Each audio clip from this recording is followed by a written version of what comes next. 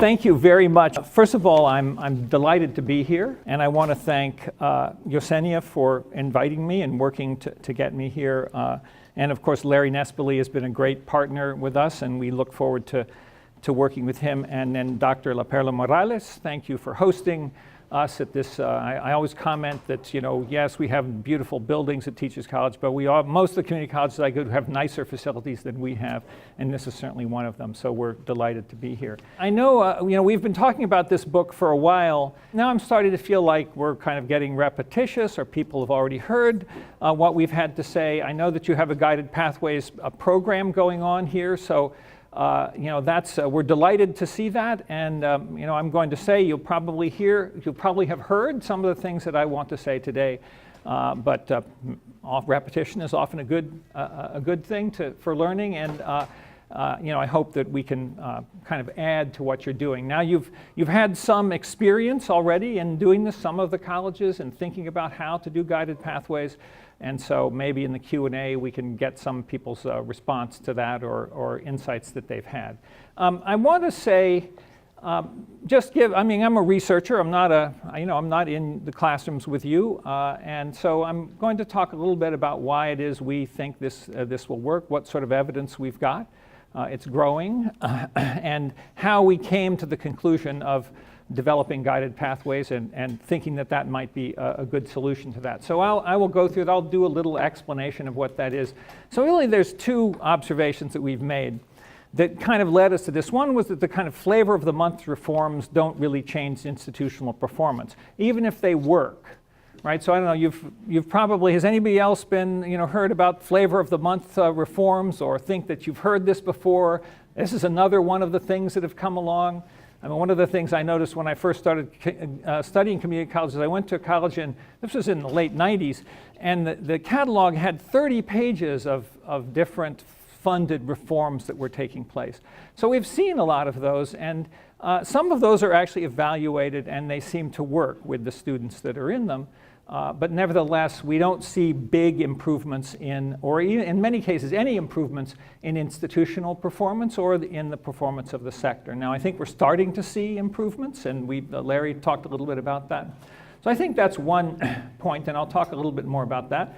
The other one is that we have set up colleges in a way that we think we've set them up, but they aren't operating in the way that we think they've done that. So those are sort of two observations that we've made that sort of started us down this road that led to the model that we're talking about. So, first of all, the idea, the typical reform history that we've had is, let's start a pilot program, let's do it with 100 students. When that's successful, we'll do it with the other 19,900 students that we have in the college. Now that rarely actually works, right? Think of an example of a pilot program you've known about that's actually then been scaled to the college. So that's one point, right? I mean, so we've certainly done that. I mean, we've looked at programs that are actually, if you take your program and you have a randomized study and you have a control group and the program group is successful, that's good, but if your learning community of 200 students is successful, what about the other 10,000 students? So it's going to be, it won't show up in your institutional performance. So that's one point, and I think that's kind of an obvious point. But the second point, which I sort of call vertical scaling, is something which isn't so obvious, which is a lot of the reforms are about one segment of the student experience. Developmental education is the perfect example, the beginning of the student experience. And then we find that in many cases, while those are successful, we can get more students into a college level course, let's say, or get them through that college level course. Then in studies that we've done, if you follow those students for 2 or 3 more years, the graduation rate doesn't go up. Their probability of graduating isn't significantly larger. So that's another, I think, one that's not so obvious, right? We've got, one is obviously if you only do 100 students, that's not going to affect your institution. But the other is a lot of the reforms are only for one segment. And I'll talk more about that. I think that's a fundamental issue about changing our notions about what it means to do reform. All right, so I said that I was going to talk about how our institutions aren't operating the way that we think they ought to operate. So we have 4 semesters. We're called two-year colleges. We know that very few students actually finish in that. And we expect students to go for full-time for 2 semesters. So that's what these are sort of semesters. The orange is going full-time and the blue is part-time. So a student might go full-time for a couple semesters, take a course in the summer, full-time for 2 more semesters, and then graduate. So you can think about, I'll show you this later, but you can think about this diagram as being every student is a slice. Okay, now this is a sample of 15,000 or 14,000 students. And this is a picture of what we think students are going to do. There's about 250 students out of the 15,000 that actually went through this college on this type of a pattern. And this is actually the picture of the way students actually go through. So now, once again, I know my staff always thinks this is a stupid slide to use because it's too complicated, but I think that's the point, right? Think about this as a slice for every student. Right? So every student starts out full or part-time. So the first semester, that's what we're expecting. And then it falls apart immediately. The dots, the little red dots, are when they transfer to a 4-year institution, and the blank whiteness is when they're not enrolled at all. So you can see lots of things from this. Students start full-time and they go part-time. So the whole notion of a full and part-time student isn't well defined. They switch all the time. So I think that So rather than having students moving through in the way that we expect them to do, in fact, students are in a much more chaotic type of pattern. What can we do to bring that together? Okay, another example is transfer. 2-year school, get your associate's degree, transfer to the 4-year college, finish your next 2 semesters, or next 2 years. Now, we know that most students in community colleges say they want to transfer and get a bachelor's degree. According to the NCES, the National Center for Education Statistics, about 80% of students say that that's what they want to do. Now, we can argue about whether that's realistic, but nevertheless, that's what they say. So what actually happens? So that's 1.6 million new community college students. 80% say they intend to transfer. 25% actually transfer to a 4-year college in 4 years. So already that's an issue. 20% transfers earn or award before they transfer. So most students who transfer don't actually complete an associate's degree before they transfer. So that's another question. Is that a good thing? Is that a bad thing? I think that's an issue, but nevertheless, it's not the way we've designed the college or designed our programs. And then 70% earn a bachelor's degree 6 years after they transfer. So that's most students want to transfer, and actually, most don't, and then even fewer actually complete. So this is a picture of the credits that students have when they transfer. So you can see that many students transfer with very few credits. That second bump there is the 60 credit, which is where we think. So it's not meaningless, but nevertheless, so you can see that people are transferring with all sorts of different levels of credit. And of course, what's really interesting is what those 100 credit students are doing. So there's some students taking many more credits than they need to complete their associate's degrees. Now, there's lots of reasons for that. All I'm trying to do is illustrate that, we're not having institutions that are operating, or students aren't moving through them in the way that we expect them to do that. Okay, one of the problems is, and let me get into the issue about the complication of our programs, is that, now I know that every college has a much simpler website than this, but this is a 4-year college actually, and this is the general education requirements, and these are, you select 12 courses from the list of over 300. So, there's some requirements for that. So, we put students, now, so when you think about that complicated slide before, one of the issues is, that's a complicated set of patterns, but we're putting students into a very complex institution, and that's what we see. So they're basically, in many cases, self-advising. Now, we realize our students aren't students that come with a lot of background. They don't have a lot of social capital. Their parents often didn't go to college. In New York City, many of them don't speak English, or their parents don't speak English. So they don't have a lot of background and knowledge that supports them in making the kind of decisions and figuring out what they want to do. We count on them to self-advise, and often this is the kind of thing that they encounter when they go to our websites and actually have those requirements. This is a little study that we did, and I really encourage you to go to your own websites and see what you can find. And we actually, in a smaller group, we do this as an exercise, and we ask everybody to get out their laptops, and we ask them to pick you're a student, you're in journalism, you want to transfer, you've taken this set of courses, find out which ones of those courses will transfer, what's the best place to transfer to, what are the requirements of those transfer institutions. And generally, I think if you do that, you'll find that it's very difficult for students to answer that, for you to answer it. And you're probably in a better condition to do that than the students. We did a little exercise with students at a college in Michigan. And we asked them a series of questions about which courses they ought to take, and 40% got those right. We said they had a particular interest, occupational interest, and then they were able to choose a program of study in a more reasonable way.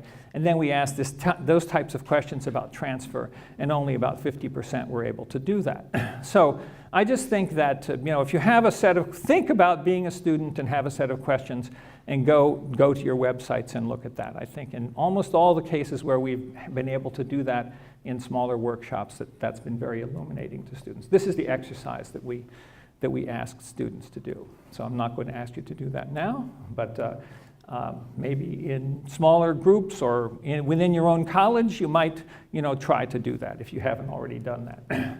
So what's the transfer experience that students have? So there's confusion about program requirements.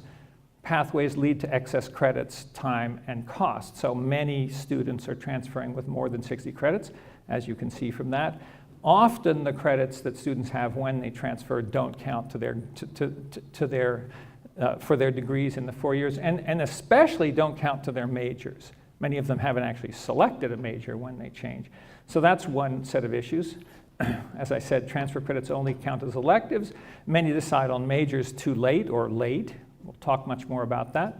The information is often inaccessible. I mean, think about this really. I work at Columbia, and the environment that a Columbia undergraduate gets when they come to their school is much simpler than the environment that a community college student gets. And transfer is just one example, but that's a very big example. I think in New York City, you could take the subway to 20 four-year colleges. So if you're thinking about, well, where am I going to transfer to and what do I need to do that transfer, that's a lot of complication. And it's very difficult to find out that information. We don't have enough advisors. I don't know what your percentages are, typical 1,000 to 1 percentages. So, and in a way, when you think about it, it's very complicated. It's difficult to think that advisors would actually be able to help you or would know enough to get you through that sort of thicket. The communications among 2- and 4-year institutions is very difficult in some cases. So that's that obviously varies. And we also find that students blame themselves. They don't understand, they can't get through the website, they can't get the information, it's something wrong with them. So that's a basic kind of a description of the problems with transfer. So I started out saying, well, students weren't moving through in the way that we expected them to move through. So these are some of the sort of summary of that. Chaotic student enrollment patterns, that's what I showed you. The pathways are misaligned and there are different roadblocks and difficult to understand, and students themselves are confused and actually perceive that it's a problem that they're having. Okay, so that's kind of a picture of a diagnosis of some of the issues that we're trying to confront so that students feel that they're lost in a maze. I think we would be lost in that maze too if we went into it and tried to work through it. So how do we make sense of complex institutions? So that's really what we have. What is it that we can do with our institutions that are confusing and complex to the students to make them easier to understand? And I think that this is the kind of MAPS idea that I think you're probably all working on if you're working on guided pathways. Defaults or active choice, and feedback and reminders. Now, if you think about, go back to the notion of reform. I mean, we talked about guided pathways, and we kind of chose the notion of pathways on purpose. So you think about how many of you are hikers? No hikers here? Well, there's a few hikers. All right. So when you go hiking, you go into the forest. There's a lot of things. You have a map. If you don't, you get lost. Now we have GPS. There are those blazes on the trees, and often there's like a path to go through, although if you are a hiker, you know if you try to follow the path, oftentimes you get off the actual path you're supposed to be on. So what is it that we do? What's a typical kind of reform that we have now if you want that analogy? Well, there's two kinds, right? One is that you get 100 students out of your 20,000, you give them a lot of services, and you take them through that forest. Now, that doesn't do anything for the other 19,000 students.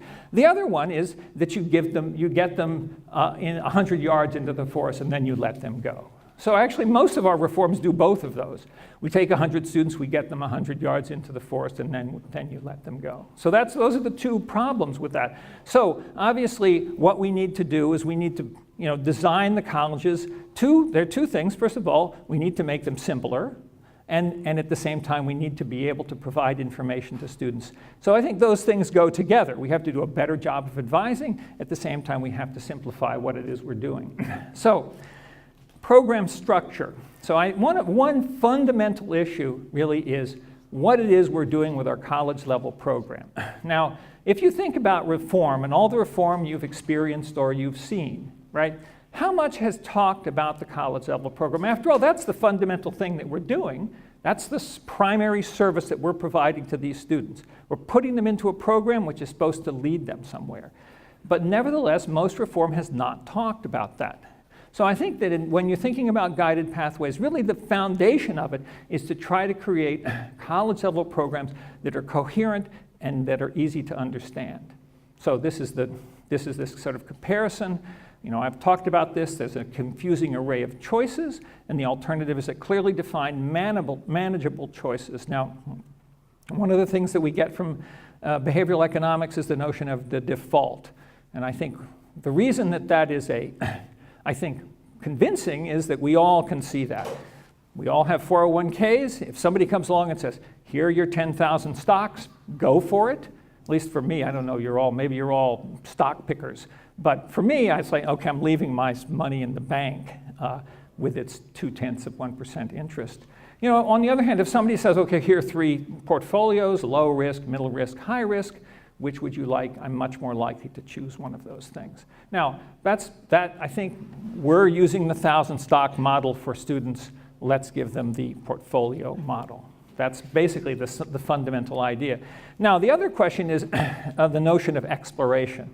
So we have, we want students to be able to explore, so we give them, we let them do that. And often when we talk about having more structured pathways, people think, well, what about students? Aren't they supposed to explore? So that's true, but I mean, we're giving them, a bunch of hundreds of courses, and we say, okay, go through these things and on your own kind of explore. So that's, we want students to explore, but we want them to explore in a systematic way with help from us about how to do that exploring. The courses tend to be disconnected. I'm a professor. I don't want to connect my course to anyone else. I know exactly what my course should be. I'm sure that the professors here aren't as narrow as I am, but nevertheless, our programs are really built on courses. I mean, our schools are built on courses. Of course, there are in programs, but when is it that we say, okay, these are the learning outcomes that we want from these programs? Let's design backwards. I mean, so the learning outcomes come from thinking about either the employment outcomes that we want students to have or the educational outcomes if they're going to transfer and go on with their education. Have we sat down and say, what exactly are the skills and outcomes that we want for those students, and then plan backwards and incorporate those into the courses? So that's a more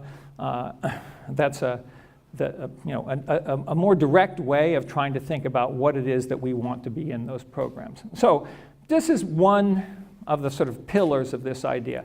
More coherent programs that are well designed with learning outcomes at the program level. Okay.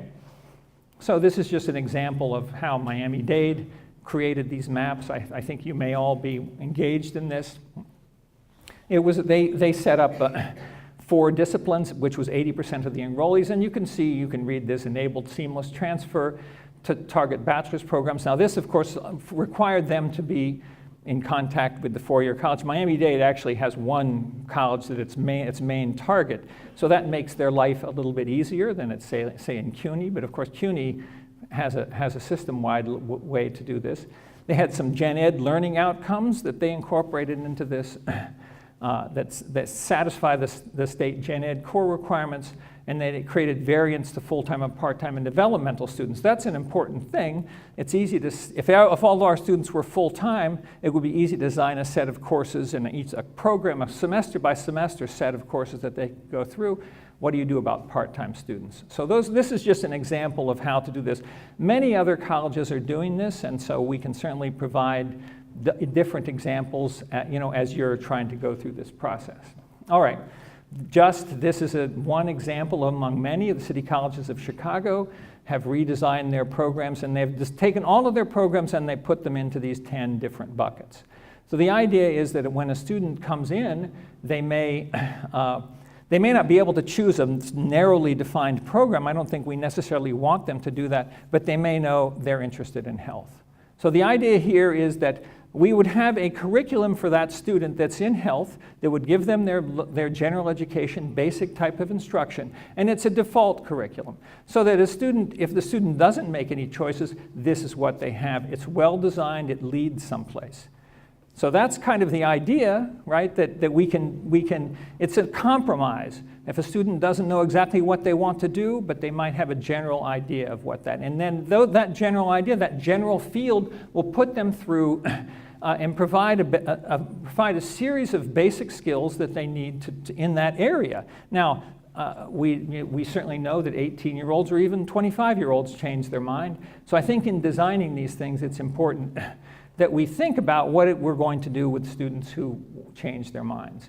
I think, in this model, you certainly probably will lose some courses if you really change your mind. But as I said, if this starts out at a general enough level, many of the introductory basic courses that you're taking in these areas will apply to other fields. I mean, if you start out as a poet and you want to be a physicist, chances are you're going to have to take some extra courses. But nevertheless, lots of the courses if I think this is well defined, then these types of skills can be relevant across these different areas. Now this is just I know I always chuckle at this slide. I want everything to be simple, and this is an incredibly complicated slide. But nevertheless, it just tries to show the different, this is in a transportation logistics area.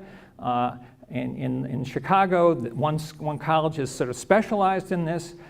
It's in an area where there's a lot of ports and railroads and other types of things. So lots of jobs in this area. And it shows the types of jobs that you can get with different levels of education. And this goes back to basic certificates, advanced certificates, associate's or bachelor's degrees. It then gives some information about if you want to get the bachelor's degree, what would be good transfer options. So once again, this is trying to work towards a website that provides the type of information that allows students to know, where they want to go or how to get to where they want to go, what's going to be at the end of the line, and what different types of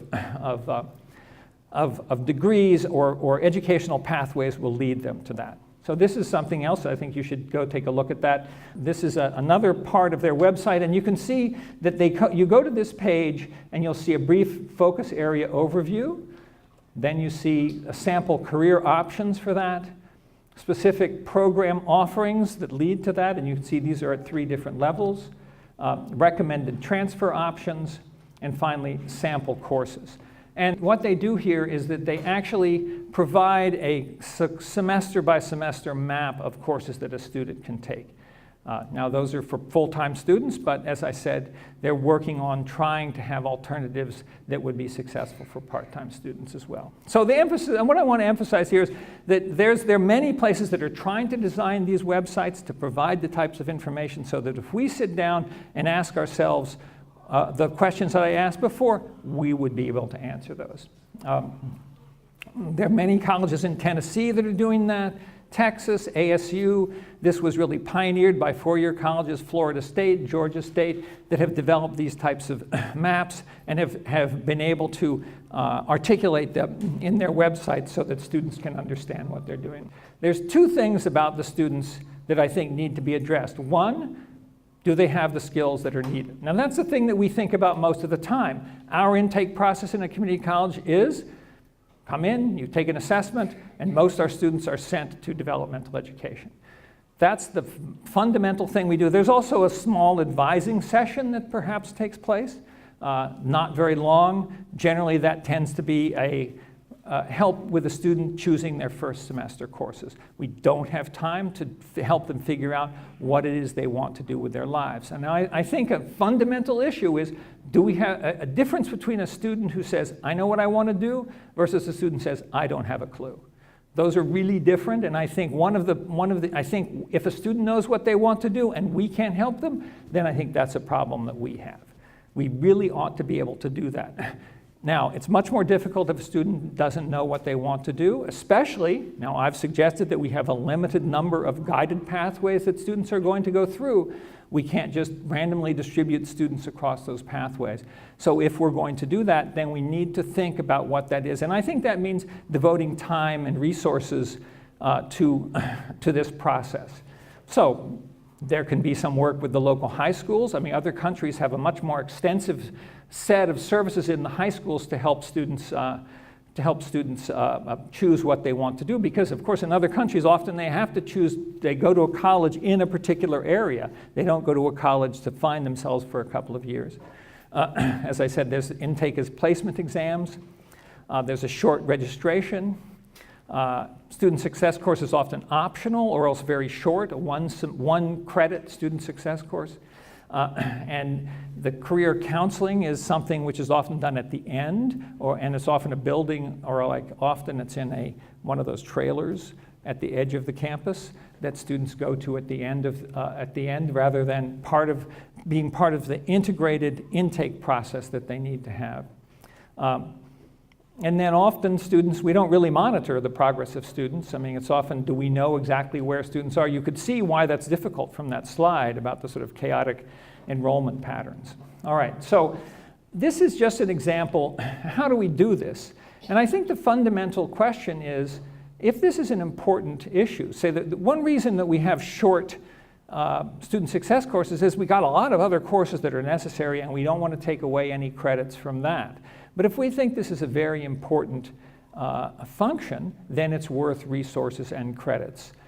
Student success courses are often college-level courses and students can get financial aid for that, et cetera, so it's not a non-credit thing.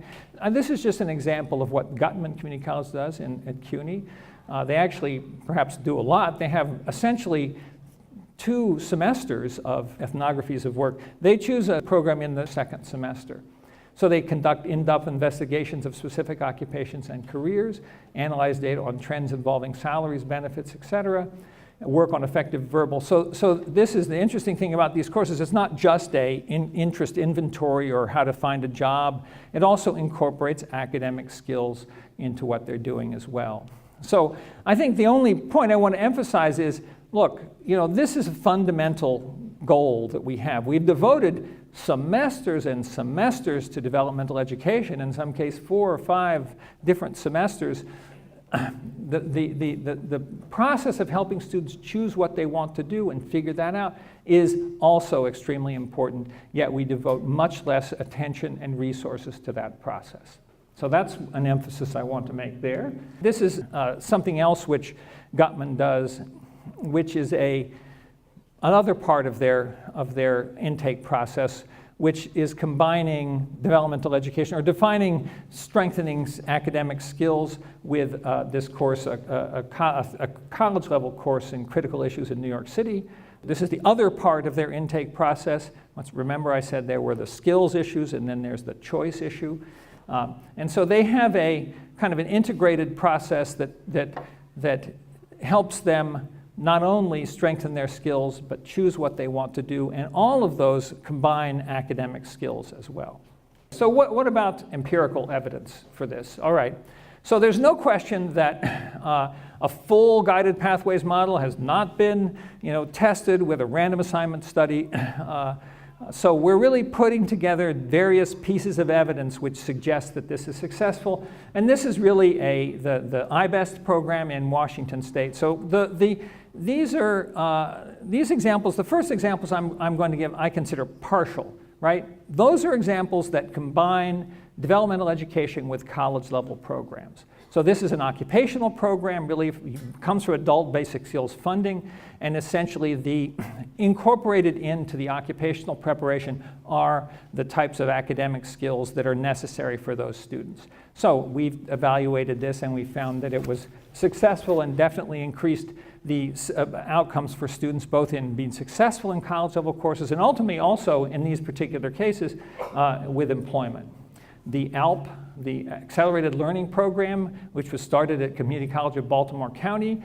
This is probably the most famous developmental education reform. Peter Adams, the person who put that together, has now retired from CCBC, and I think he's probably, I just ran into him on the road. I'm sure he's on the road 2 or 3 times a week talking about this. I'm sure there's some colleges in New Jersey that have introduced this model. The model is a combination, that is, students who are assessed into developmental education are put into a college level course, and there's a companion course for those students that helps them. This has been much more, these data show that, of course, many more students enroll. I mean, 100% of these students enroll in college level courses because that's what the program is. Those students pass at about the same rate as other students do, and so that if you combine the same passing rate with much higher enrollment, the actual number of people who are successful in college level courses goes way up. So once again, but that's just the beginning, right? That's just the first part of their college level program. And I think if you looked at the CCBC overall outcomes, they haven't improved that much. So I think that's important. But nevertheless, these are the first steps. This is you've probably seen, this is the Statway program, which is a similar type of program in which students are put earlier into college level programs. And so that you can see they get 51% of their students successfully through a college level course, whereas the traditional, in these colleges, the traditional one gets students who are in these levels of math, developmental education, in 2 years gets 15%. So, I mean, I think in general there's a lot of examples now of these so-called co-requisite programs, or programs that actually lower the cutoff score and put more students into developmental education with some kind of support. And I think initially, as far as evidence for getting them through the college level course, that's quite strong now. So and now I want to emphasize that this as the first step. I want to see developmental education integrated more closely with college level courses, and this is the first step to do that. I think we have to extend that on through the rest of their college career. This was a Florida State example. I mean, Florida State and Georgia State were really pioneers in the guided pathways movement. And this really points to the fundamental question. So they first started out with students who were enrolling, and they did an analysis of demand, and they found a lot of students, you know, they need one course to graduate, but they can't get that course. They may have to lose another year to do that. So they did an analysis and straightened that out, and it didn't have that much of an effect. So then they developed clear pathways for students. So they introduced the notion of maps for all students, and that had some effect.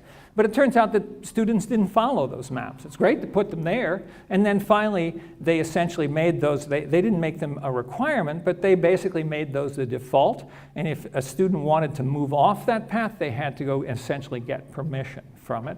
And they found that with that, and then also they emphasized milestone courses.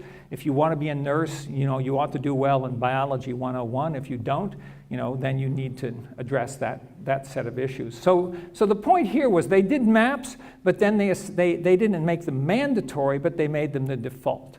So you didn't have to do that, but if you didn't do that, you needed to have a reason to do that and go argue with somebody about that. So I think that's another crucial aspect. Okay, ASAP. Anybody heard of ASAP? All right, so a few people have heard of ASAP. ASAP is a program in New York City and there was actually a random assignment study of this, and it essentially doubled the 3-year completion rate. From the control group had a completion rate of 21%, and the experimental group was 40%. So this was a significant program. Now this is a very extensive program. It includes a lot of counseling, and it also provides the students are fully funded, so most of them have Pell Grants, and so it's not that expensive to sort of top up their financial aid, and they get Metro cards. So if you're from New York, you know that's a very important aspect about that. But to get their Metro card, they had to show up at advising. So that was a way to get them to advising. Now, this is an expensive course. Right now, they're running it at about 30% more than a typical program would cost. But the emphasis I want to make is that this is a program that takes students all the way through. It's not just the beginning. Those students are in this program until they graduate. So whatever problems they have after they have successfully got into the college level courses, they're dealt with by those counselors. So I think that's the fundamental question there. Gutman Community College, a brand new college. Well, it's now 3 years old. Those of you who know manufacturing, it's a greenfield college. They actually created it so they didn't have to deal with whatever existing structures there were that might have been resistant, et cetera, to that. And they've just gotten their 3-year graduation rates. Now, this is very descriptive. I'm a researcher, and this is not a highly controlled comparison, but the 14% is the completion rate for a typical, for average CUNY full-time student, and their completion rate was 49%. So there's a lot of other things behind this story, but I think that's just encouraging. And in a lot of ways, Gutman is probably the college that most closely adheres to all of the kind of notions of guided pathways that we've been influential in the design of that college. So that's perhaps not that surprising. All right, these are just some examples. All of the student success centers, or most of the student success center states, I was just at Michigan at their Guided Pathways Student Success Center conference. So over the next few years, we are going to get lots of examples of this, and there'll be a lot of opportunities for us to study how effective this is. So these are just some examples, but I think this slide is probably 9 months old, and we could do 2 or 3 slides like this that give the examples. So there's many different places, and there's a lot of experience that's being accumulated. Okay. Just to go back and emphasize that this is a focus on reform that takes the entire student experience. So these are just, when you think about the different steps, and the idea is to start how it is you want those students to end, it's completion or transfer, where their objective is, and plan backwards from that. And do that in an integrated way. Don't be satisfied if you just have a nice program for one of these steps. I'll have 3 takeaways from this. So restructuring, taking account of the entire student experience, not just a segment. Crucial issue. That's a philosophical approach, really, to what this is. Build reform around simple and coherent college-level programs of study, including transfer. I didn't talk very much about transfer. Most students want to transfer. If you think that they need a nice guided pathway to their objectives, that has to cross the transfer divide. That means that we need to have interaction and communication among faculty in the 2 sets of institutions, because often that's what stands in their way. I actually think it also needs some support from state policy and state legislation, because that kind of gives a framework for that, but nevertheless, I think some places have made a lot of progress in terms of communication between the faculty and the 2 sets of institutions at the program level. So that's important. So that's the second point about that. And finally, the point I've emphasized a lot, which is the intake process. The goal of helping students choose and successfully enter a program of study, a college-level program of study. So there's many different aspects of this. It's there's a whole book you can read. I hope you read it. You can get it on Amazon. But I just want to emphasize these 3 elements, because I think they're crucial to this, and I think in many ways they kind of change our perspective on how it is that we can improve the outcomes for our students. So listen, I'm right across the river. I love to come to conferences I don't have to get on a plane. So I'm very excited about what you're doing, and I hope that we can keep in touch and be involved. I'm on the advisory board, so I will be active with what you're doing. We're interested in looking for research sites as well, and doing what we can to help you out, because we think this is important, really exciting. I think it's a It's an era in community colleges. Larry said this at the beginning that I think is particularly exciting. I think we've had a lot of reform that hasn't been effective, but I think that this is a different framework for thinking about reform in a more comprehensive way that I'm very optimistic about. So thank you very much.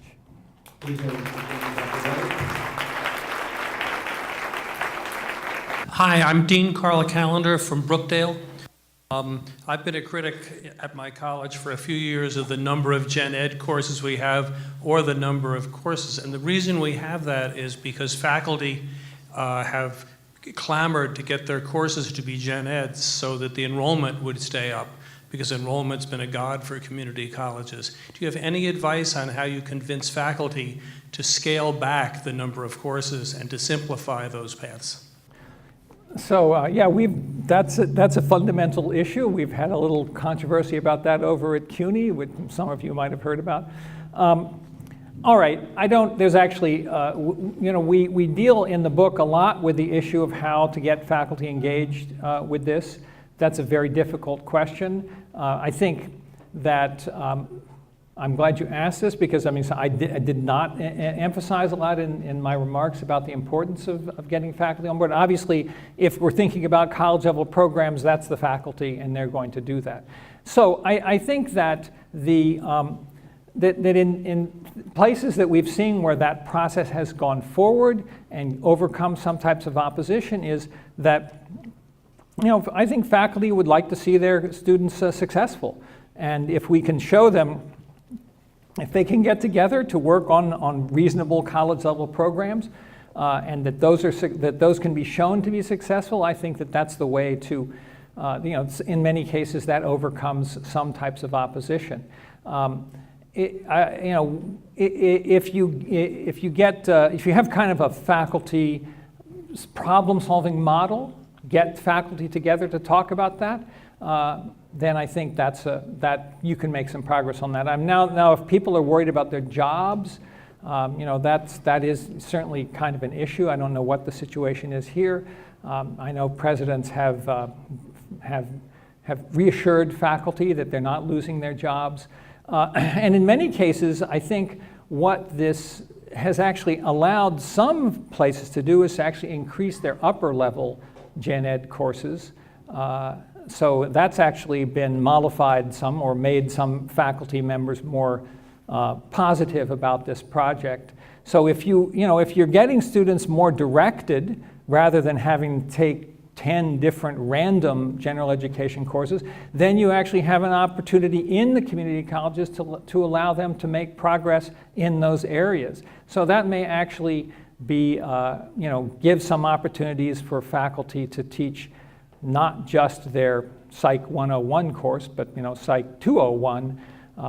So I think those are various ways to do that. But I think that fundamentally it's here's a set of issues for our students. Here are the problems that they're having. How do we, as a group, solve those problems? So I think that's we had an interesting case in a state that was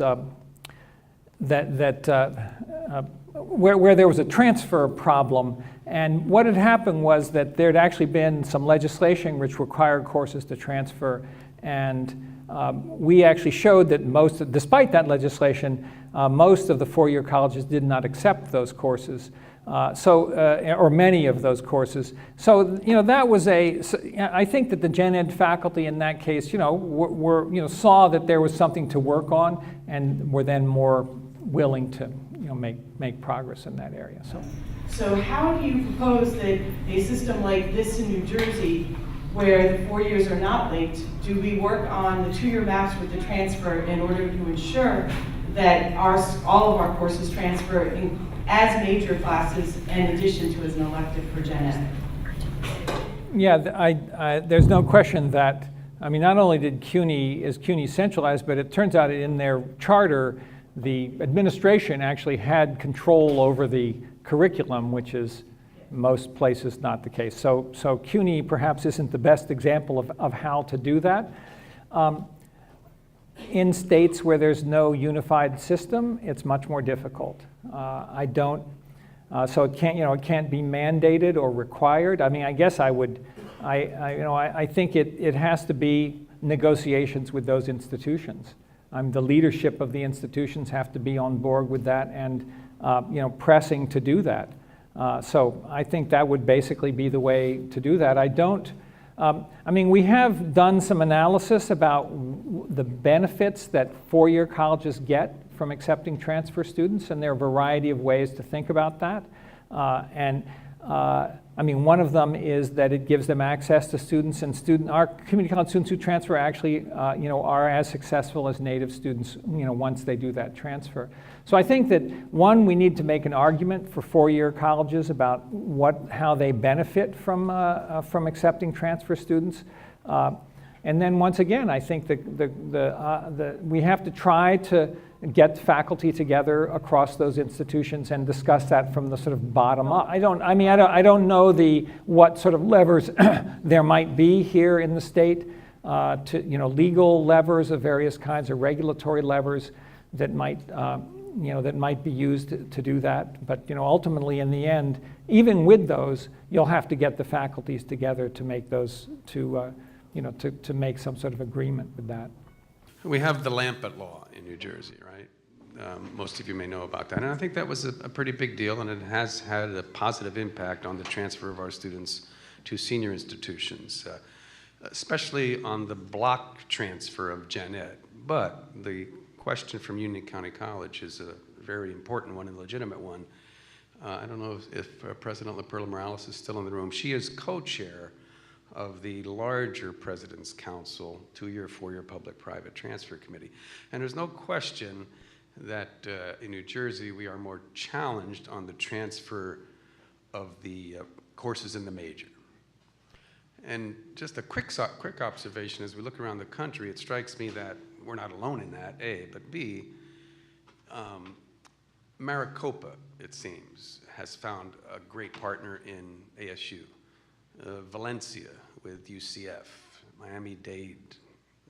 The point is, I think in states like ours, the best advice we can offer while working through Joanne, the co-chair of the transfer committee, and Kathy Waldron from William Patterson, who was here, is for each of our 19 community colleges to they know, who your 2 or 3 best transfer partners are, best in terms of where most of your students go. And I think that in the mapping exercises that will occur later today, that needs to be the focus in the short term. I think in New Jersey, we've tried and have concluded a statewide conversation about program-to-program articulation, whether it's teacher ed or criminal justice. It's a lift in states that don't work like SUNY. So in the short term, I think the best advice is, like Maricopa with ASU and so on, that's where we're at right now, and we'll talk more about this during the mapping exercises, I'm sure. Yeah, I think I think the notion of choosing the 1 or 2 primary transfer targets to get going, at least on that, is important. I think the examples that you give are examples that have an advantage because they're primary. I don't know what the ASU Maricopa percentage is, but it's certainly very high. So they're both, ASU is the primary target of Maricopa, and Maricopa is the primary feeder to ASU. But that has not been forced by state legislation to do that. And that's been I think they've gone a long way to developing a collaboration and guaranteed transfer regulations, really, that allow students to transfer their courses and programs into ASU. So those are definitely a good example there. The benefits of doing guided pathway are very compelling. I have asked this question at almost every guided pathway presentation. Can you elaborate about the cost of engaging in this? Because the examples of Gutman College and even Miami-Dade, even our own CUNY Community College, all the numbers that have come out to be They are not cheap. Okay, I think that, so I'll say a couple of things. One of them is kind of a half thing to say, which is that we are certainly set up and we're operating on the cost per enrollment. And so I don't think there's any way to get around that there will be more expenditure for that. Let me talk a bit about that. But it may be that the cost per completion comes down. So for instance, this is a famous case, is the ALP one that I gave, where they've made the cost calculations. And so while, yes, that program costs more per enrollment, the cost per completion is significantly lower. Now, I know you don't operate your colleges on the, you're not funded on the cost per on completion. I mean, maybe that's coming down the road, so that might take into account. So I think that's probably an argument that you might be able to make with the state legislature, right? You want completions. This is the things that you're forcing us to do. What are you forcing us to do? More online courses, more adjuncts, larger classes. All of those have been shown to lower completion. They lower cost per enrollment, but they lower completion. They raise the cost per completion. So I think that's one kind of argument to be made about that. I think there are other reallocations. I mean, Chicago, now once again, it's a unique situation. They have not spent more on their redesign. I think they basically got the money from that by efficiency changes, reallocations. There was like an HR office and an IT office, and every one of the colleges had a lot of administrative functions that they were able to pull together, and so save some money from that. And that they've used those savings to reallocate. So there certainly may be some reallocation. I mean, that was probably a particularly inefficient system, so there might have been some more low-hanging fruit in terms of reallocation is concerned. So I think that places that have done this have had to spend more on advising and counseling. I don't think there's any real way around that. I think that if you have simpler programs, then that will make the advising burden less. But I still think that will go up. So I think, I guess in the end, we're not saying this is going to be cheaper. The CUNY, the ASAP is 30% more expensive. They're working to get that down. I think that's ultimately a major goal for that reform. But I think that we're also, the writing is on the wall in some sense about whether we will have the luxury to continue to kind of do what it is that community colleges have been doing in the past, which is enroll a lot of students that don't necessarily go anywhere. There's more discussion about performance funding. We have the Department of Education's a website now about that they're publicizing various things about colleges. We might disagree with the types of things that they're doing, but I do think that that's coming. That as the cost of college goes up, there's more interest in whether somebody is getting something. There's a lot of discussion now about whether college is valuable and other types of things. So I think there's going to be a lot of pressure to actually improve outcomes. I think this is a road to do that. And so not doing it, I think, while in the short term might be cheaper, I think in the longer term may actually make it more difficult for the colleges to operate. So I know it's not an easy answer to that question. Most things that are, that are successful are going to cost somewhat more, and I think we have to do that. But we'll be in a better position to either talk about higher tuition or talk about higher reimbursement from the public sector if we can show how much we've improved. The ASAP example is very good. They had very positive outcomes, and so the city put more money into that, tried to fund the expansion of ASAP. And they were able to go to the city and say, look, we have good outcomes from this. This is significantly increased completion. That's something we all want to do. That's worth funding.